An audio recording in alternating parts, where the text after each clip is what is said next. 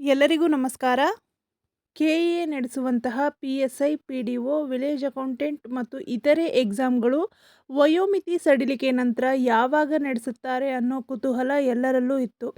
ಈಗ ಕೆಇಎ ತನ್ನ ಅಧಿಕೃತ ಪ್ರಕಟಣೆಯನ್ನು ಹೊರಡಿಸಿದ್ದು, ಯಾವ ಎಕ್ಸಾಮ್ ಯಾವ ದಿನಾಂಕದಂದು ಇದೆ ಅಂತ ಈ ವಿಡಿಯೋದಲ್ಲಿ ನೋಡೋಣ ಬನ್ನಿ.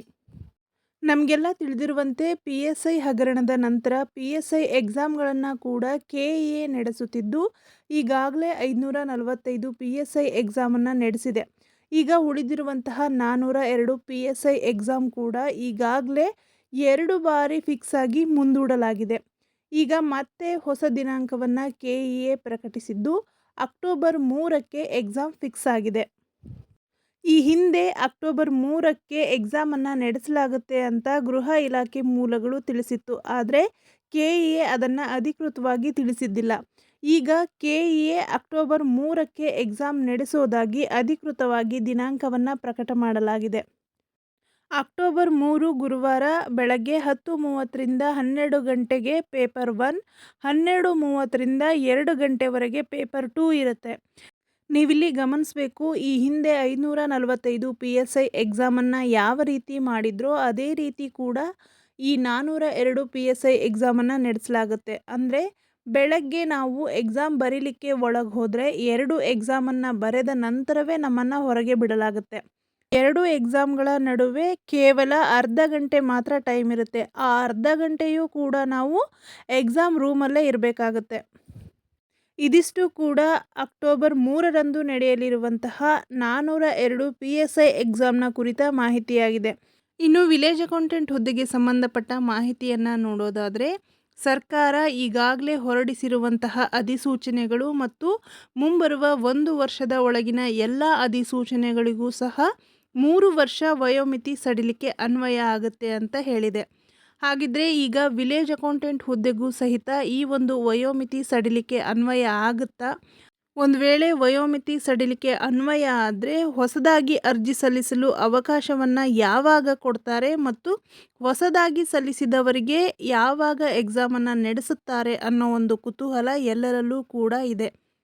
ಈಗ ಆ ಕುತೂಹಲಕ್ಕೆ ಕೆಇಎ ಉತ್ತರ ಕೊಟ್ಟಿದ್ದು, ಈಗಾಗಲೇ ಅರ್ಜಿಯನ್ನು ಸಲ್ಲಿಸಿದಂಥವರಿಗೆ ಈ ತಿಂಗಳು 29ಕ್ಕೆ ನಡೆಯಲಿರುವಂತಹ ಕಡ್ಡಾಯ ಕನ್ನಡ ಭಾಷಾ ಪರೀಕ್ಷೆ ಯಾವುದೇ ಕಾರಣಕ್ಕೂ ಕೂಡ ಮುಂದೆ ಹೋಗಲ್ಲ. ಎಲ್ಲರೂ ಅಂದರೆ ಈಗಾಗಲೇ ಅರ್ಜಿ ಸಲ್ಲಿಸಿದಂತಹ ಎಲ್ಲರೂ ಕೂಡ ಈ 29ಕ್ಕೆ ನಡೆಯುವಂತಹ ಕಡ್ಡಾಯ ಕನ್ನಡ ಭಾಷಾ ಪರೀಕ್ಷೆಯನ್ನು ಬರೀಬೇಕು.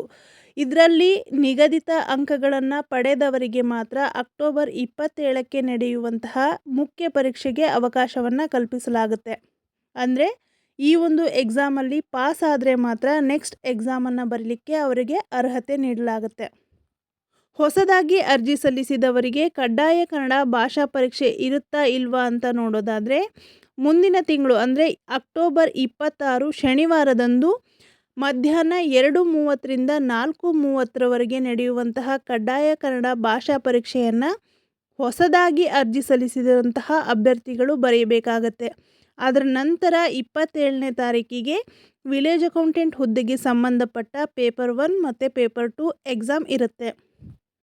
ವಿಲೇಜ್ ಅಕೌಂಟೆಂಟ್ ಹುದ್ದೆಯ ಮಾಹಿತಿಯನ್ನು ಸಂಕ್ಷಿಪ್ತವಾಗಿ ಹೇಳೋದಾದರೆ, ಈಗಾಗಲೇ ಅರ್ಜಿ ಸಲ್ಲಿಸಿದಂತಹ ಅಭ್ಯರ್ಥಿಗಳು ಈ ತಿಂಗಳು 29ಕ್ಕೆ ನಡೆಯಲಿರುವಂತಹ ಕಡ್ಡಾಯ ಕನ್ನಡ ಪರೀಕ್ಷೆಗೆ ಹಾಜರಾಗಿ ಅದರಲ್ಲಿನ ನಿಗದಿತ ಅಂಕಗಳನ್ನು ಪಡೆದು ಪಾಸಾದವರಿಗೆ ಮಾತ್ರ ಮುಂದಿನ ತಿಂಗಳು 27ಕ್ಕೆ ನಡೆಯುವಂತಹ ಮುಖ್ಯ ಪರೀಕ್ಷೆಗೆ ಅರ್ಹತೆ ಇರುತ್ತೆ. ಅದೇ ರೀತಿ ಹೊಸದಾಗಿ ಅರ್ಜಿ ಸಲ್ಲಿಸಿದಂತಹ ಅಭ್ಯರ್ಥಿಗಳು ಮುಂದಿನ ತಿಂಗಳು 26ರಂದು ನಡೆಯುವಂತಹ ಕಡ್ಡಾಯ ಕನ್ನಡ ಪರೀಕ್ಷೆಯನ್ನು ಬರೆದು ಅದರಲ್ಲಿ ಅರ್ಹತೆಯನ್ನು ಪಡೆದರೆ 27ನೇ ತಾರೀಕು ಮರುದಿನ ನಡೆಯುವಂತಹ ವಿಲೇಜ್ ಅಕೌಂಟೆಂಟ್ ಹುದ್ದೆಯ ಮುಖ್ಯ ಪರೀಕ್ಷೆಯನ್ನು ಬರೀಬಹುದು. ಇದರ ಜೊತೆಗೆ ಕೆಇಎ ನಡೆಸುವಂತಹ ಇತರೆ ಎಕ್ಸಾಮ್ಗಳನ್ನು ಮಾಹಿತಿಯನ್ನು ನೋಡೋದಾದರೆ, GTTC ಎಕ್ಸಾಮ್ಗೆ ಈಗಾಗಲೇ ಯಾರೆಲ್ಲ ಅರ್ಜಿ ಸಲ್ಲಿಸಿದ್ದೀರೋ ಅವರಿಗೆ ಇದೇ ತಿಂಗಳ 29ನೇ ತಾರೀಕು ಕಡ್ಡಾಯ ಕನ್ನಡ ಭಾಷಾ ಪರೀಕ್ಷೆ ಇರುತ್ತೆ. ಈಗ ಹೊಸದಾಗಿ ಮತ್ತೆ GTTCಗೆ ಅಪ್ಲೈಯನ್ನು ಮಾಡೋರಿದ್ದರೆ ಅವರಿಗೆ 26/10/2024 ಶನಿವಾರ ಅಂದರೆ ನೆಕ್ಸ್ಟ್ ಮಂತ್ 26ಕ್ಕೆ ಕಡ್ಡಾಯ ಕನ್ನಡ ಪರೀಕ್ಷೆ ಇರುತ್ತೆ.